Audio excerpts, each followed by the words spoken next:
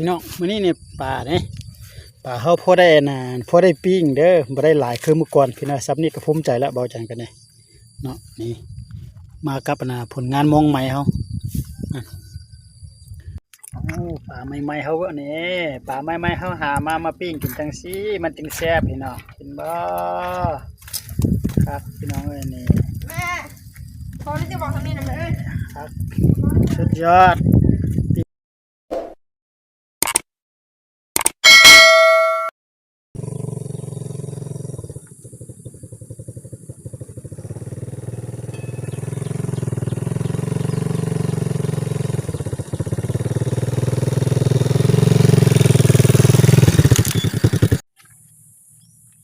มาเฮาจะใส่วันก่อนเนาะไปลาดเบิ่งจัก 2-3 บาทนั่นก่อนคันว่ามันสิถึกมันดัดแต่ 2-3 บาทก็เฮาก็ฮู้คือกันว่าสิหมานบ่นะไปใส่เลยพี่น้องเอ้ยบ่เว้าหลายใหญ่ห่างเด้ครับทักทายสวัสดีตอนเช้าพี่น้องบ่แม่นตอนเช้าแล้วพี่เด้อตอนสายแล้วประมาณ 8:00 นนี่ล่ะ 8:00 นจะฮอด 9:00 นมานี่ล่ะเบาจันออกสายจะมาหาปลาใส่มองพี่น้องอยู่จุดที่ว่านี้พอจะได้กินบ่ไปใส่น้ำกันจังได๋มันแดดร้อนแล้วปลาสิบ่ได้ไปเบิ่งก็ได้บ่ได้ก็เริ่มคนรุ่นน้ำกันพี่น้องเอ้ย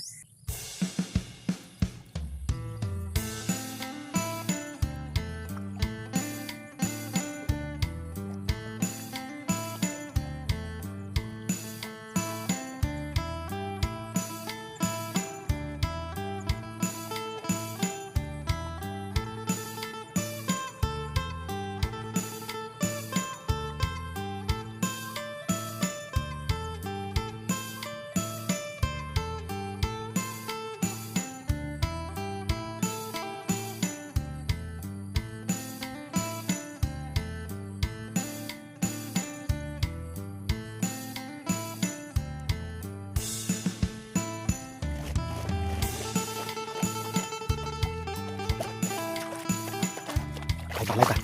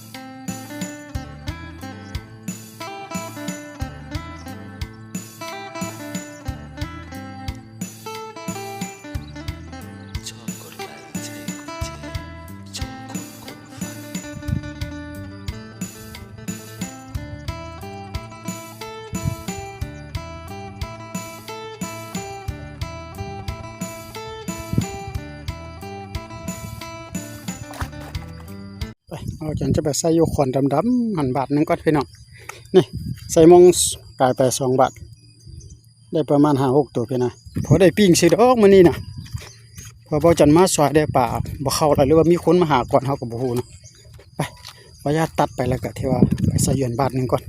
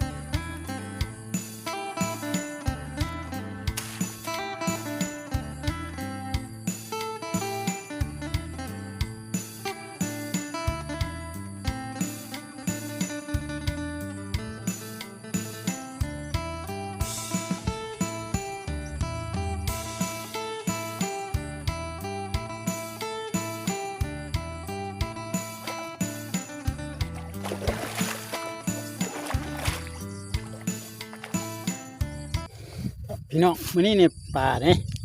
ปลาเฮาพอได้น่ะพอได้ปิ้งเด้อบ่ได้หลายคือเมื่อก่อนพี่น้องซับนี่ก็ภูมิใจแล้วเบาจังกันเนี่ยเนาะนี่มากับผลงานมองใหม่เฮาอ่ะมองใหม่เฮานี่ก็ได้ประมาณ9ตัว10ตัวแต่ใหญ่อยู่นี่มองเฮาทีตัวใหญ่ซับนี่ออกเบิดส่วนหลายน่ะถึกแต่ซ้ำโป้มือนี่ตัวน้อยๆไม่นี่คาหมดแบบนี้นะคะตัวซ้ำนี่น่ะบ่คาละพี่น้องซ้ำนี่ละบ่คาละนี่เอาก็ที่ว่าซ้ำนี่ กับบานมานอยู่พี่น้องเอ้ยพอได้ปิ้งก็ได้สำนึกภูมิใจเบาจังกะเอาขออำลาพระจากน้ำพี่น้ำน้องน้ำอ่าวน้ำน้ำปลาน้ำลงน้ำFCทุกทุนพี่น้องที่เข้ามาเบิ่งละรับชมเนาะเบาจังกะอำลาพระจากทงจากทาดีไปก่อนพอกันในคลิปต่อไปเด้อสำหรับคลิปนี้เบาจังกะแสดงความขอบใจที่เข้ามาเบิ่งเนาะเบิ่งแล้วก็ฝากไลค์ฝากแชร์ฝากกันติดตามให้ได้เด้อเพื่อเป็นกำลังใจเพื่อได้การเฮ็ดคลิป